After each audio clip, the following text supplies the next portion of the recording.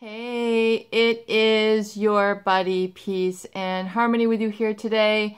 Much love going out to all the beautiful empowered harmonizers. And I want to give a huge shout out to those of you who have recently been wishing me a speedy recovery on my cervical issue. Thank you so much for your well wishes. That really means a lot to me. Thank you so much. And we are coming along, getting better and better and stronger with every day. So thank you so much for your get well wishes.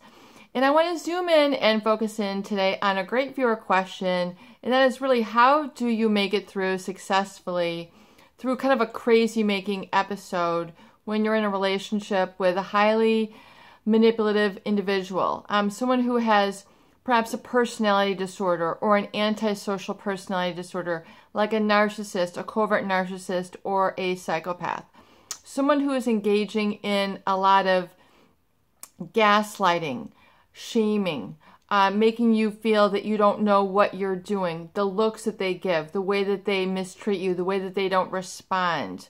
This is termed crazy making when they get just really what I would call like an engineered chaos, really on the microcosm or the macrocosm scale, engineered chaos to get you distracted and off focus, off of your dreams, to get you dismantled, to get you off your path.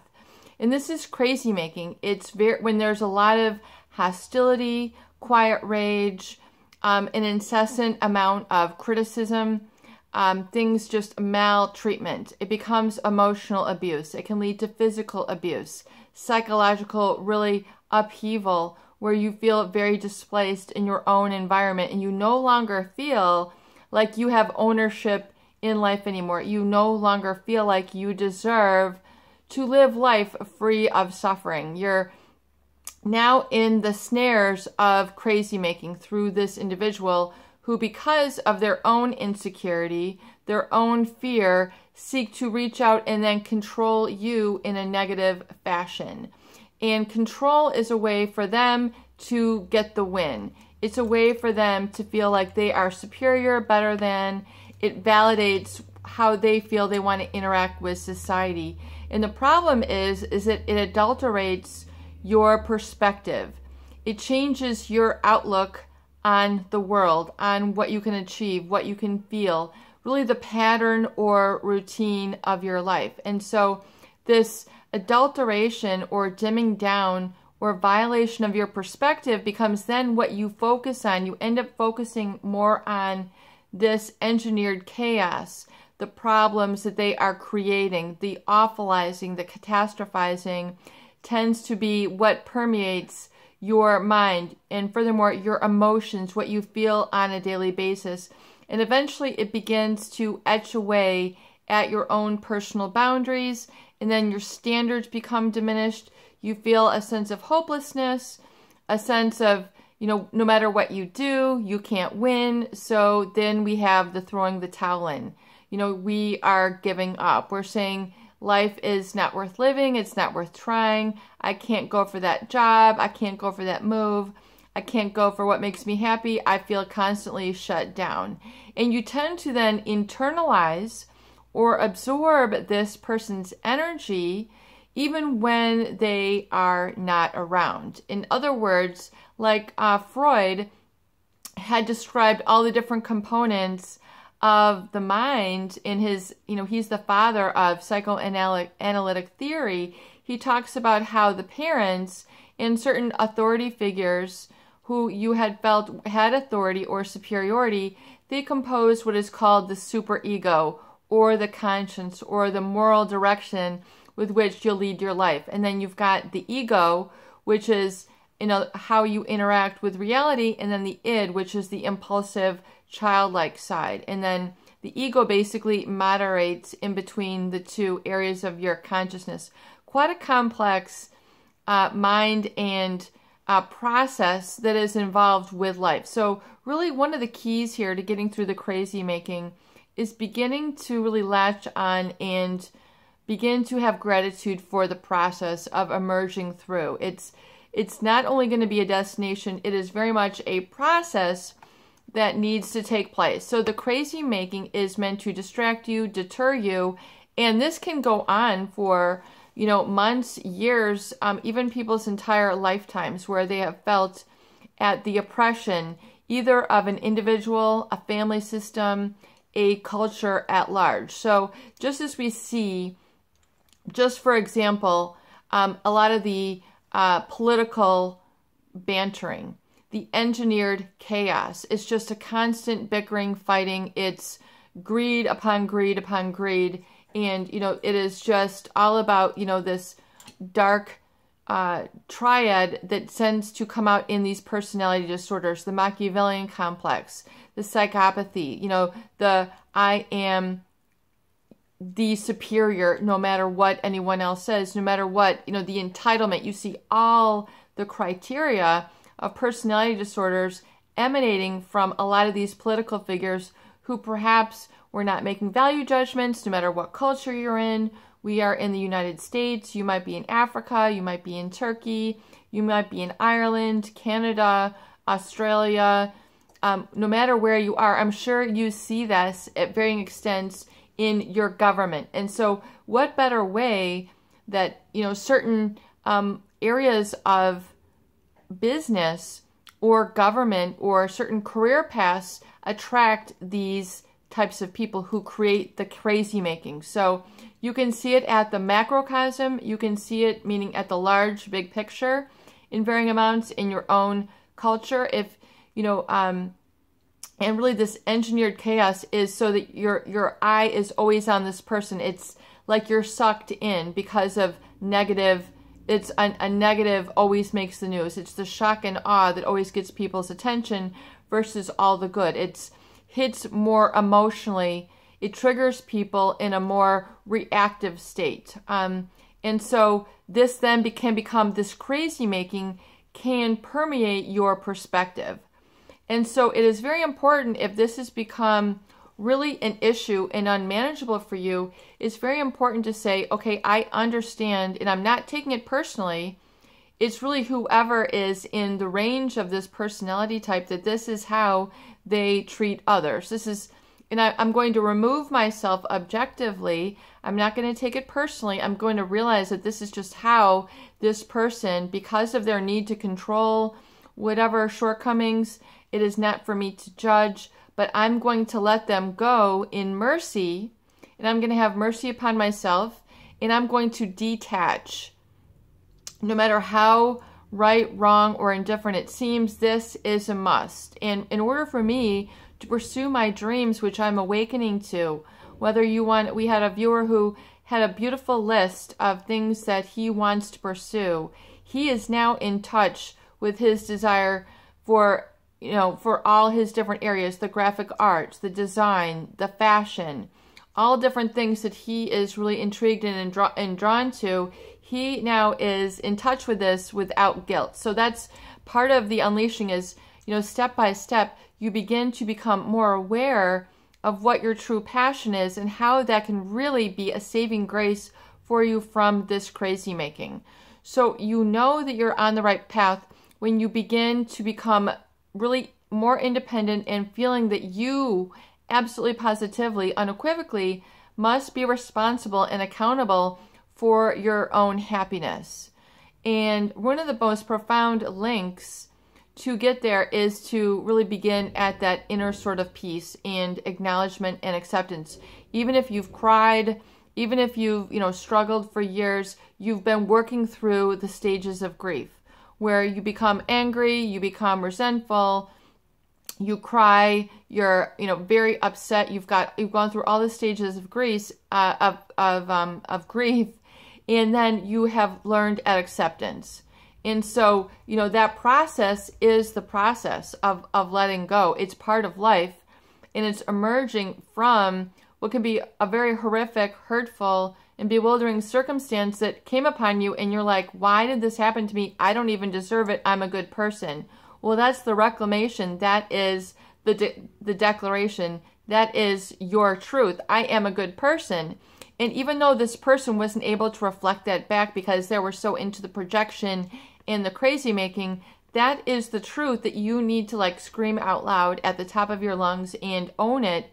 And then furthermore, begin to pursue a path that is outside of that crazy making. So where you're getting a sense of peace, and it can be very scary to enter into this awareness and look upon the positive of what you have and where you are and being like, oh my God, I do have a lot. I do have perspective now.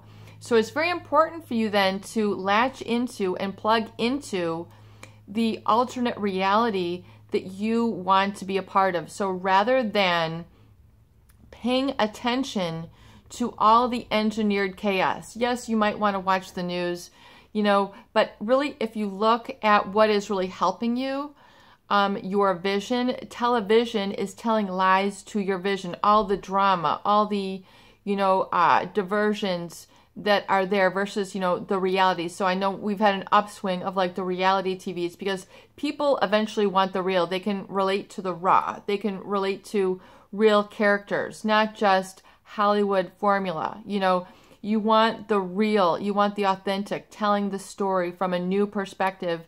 And that's what people like, that's what people want. And that's really what will be your saving grace, is to now live your story from your authentic, raw, where you're kind of creating your life minute by minute, moment by moment. And you're able to then balance and discipline yourself. Like you're almost not really on a tightrope or a balance beam, but you have a sense of personal agility, responsibility, and awareness. In other words, you're at that higher awareness level where your perspective, your intellect, your wisdom, your finer emotions are now kind of all setting in and coming together for you. And then you're able to create the positive on command. You're able to actually, rudder yourself. I call it like an emotional rudder, where you're able to navigate the boat. You're able to navigate your feelings, navigate your attention onto the positive, and really plug into that which gives you the energy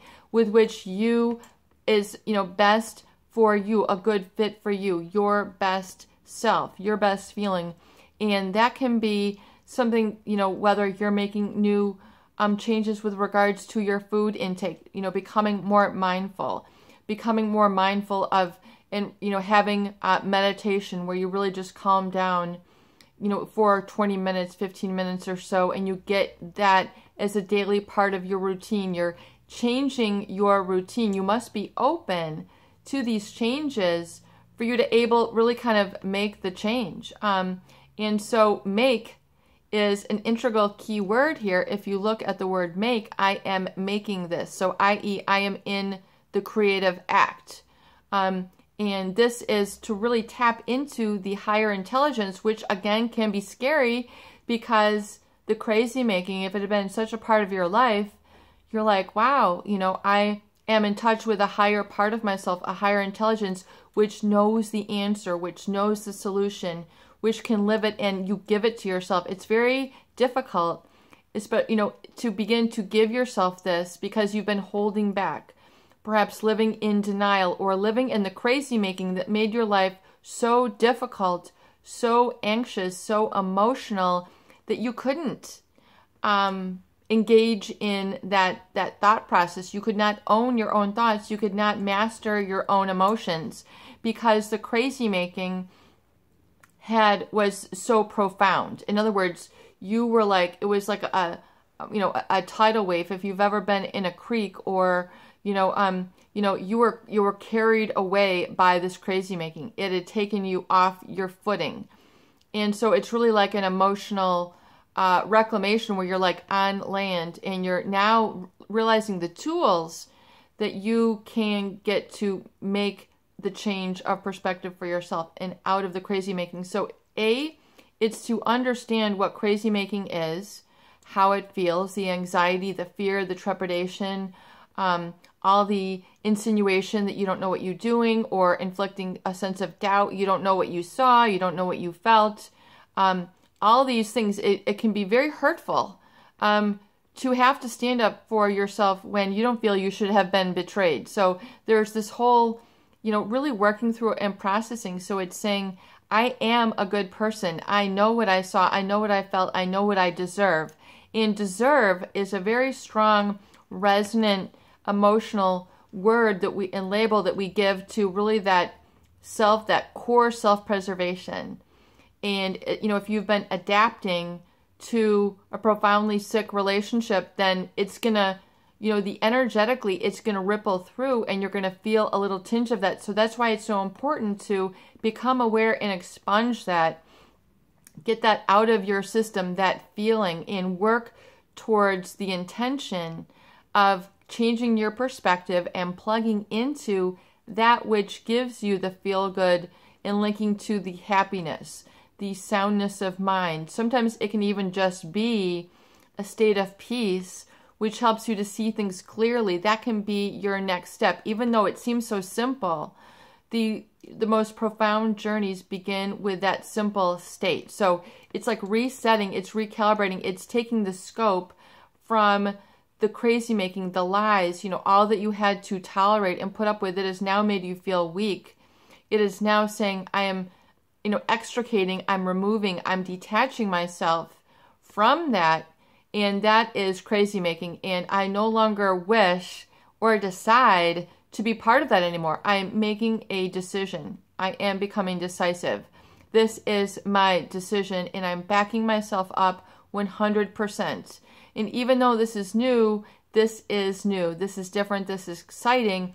And life will actually conspire to help me once I make this admittance. And you really begin to have that commitment. So it's a know state, K-N-O-W, where you really know that this change needs to be lived. It needs to be acted upon. So that's what we have really in the focus of these videos. It's to give you the opportunity to come to this awareness and say, okay, I am now going to look upon and feed my soul, field my vision, feed my body, field my ears with all which really gives me the perspective which is uplifting, harmonious, is giving me the joy, is plugging me into the bliss, is plugging me into the autonomy, it's plugging me into people, events, and situations which are a good fit for the best part of me. It's in my best interest. It's helping me to grow. It's taking me where I want to go, how I want to work, the lifestyle that I want to live. It's going to give me the income. It's going to give me the life experiences. It's going to be a good fit for me. It's my true necessity. It's my true calling. So it does take some time. It can take several months. It can take several years. It is a process. So oftentimes that can be quite a relief when you say, okay, this is part of the process and I am embracing and empowered in the process. And I am going through this just like others are going through this. And life will send you people who will embrace you and smile upon you in your journey. So oftentimes it's acknowledging and validating that and then going out and getting that for yourself. So taking action and changing your perspective will help you to emerge from this crazy making. So you give yourself a chance to settle down, calm down, allow your breathing to calm down, the chaotic, angry, sad, depressed thoughts to kind of flutter away once you've purged them out, and to really say, okay, enough is enough. And I'm going to become aware of the percentage of time that I am caught up in kind of the after, I almost term it like an aftershock, just like you'd think of an earthquake. Some of these relationships can be very earth-like, earth-shattering. It can be life-changing. And so you can feel this even though you're trying to part ways or separate, or you're emerging in awareness. It's like an aftershock. It's still part of your thought pattern, your feel pattern, your focus pattern. So it's realizing that's part of the process, and I'm going to be bold and courageous and look upon now and feed myself. After I've purged that out, I'm going to build proactively and plug into the perspective, the events, the people, the knowledge that really is taking me where I want to go. And really taking radical action and doing that in the present moment once you've really identified that. It's taking it to the next level, writing it in your appointment book that you are going to do A, B, and C, that is part of your action plan. So it's really knowing that. It's really taking your life course seriously and not feeling alone. Know that you have others who here are supportive, and and knowing that life wants the best for you. Life doesn't want you to stay imbued in the crazy making. in the oppression, in the unhappiness. Life will conspire to assist you once you finally begin to enter into the law of exchange and saying, I am taking action. I am taking my recovery date. I'm getting my recovery date. I am making this real. So that's why you hear about the movers, the shakers, the makers. I am making it. I am actually making it. So you have to feel almost that you're in a state of making or creation. Just like you hear of people making a quilt or a painting or a food, they are in the process of creating. They're in, the dish is not created yet. They've got all the ingredients around. That's really what your life growth should be like. You've got kind of all the ingredients set around you. Begin to put them all together. The tools that we've described, the action steps, all the lists that we have described here on the Recovery Journal, and really beginning to put those in together. And that is really what's formulating and creating a new you, a new identity that's surrounded around that and not surrounded around the crazy-making victim, that had been created as an identity while you're engaged in this sort of very heavy crazy-making episode or relationship. This is your buddy, Peace and Harmony, with you here today. And I hope that these videos do help. Please share and please subscribe for more great tools, videos, discussion, and support. You are enough. You are good enough.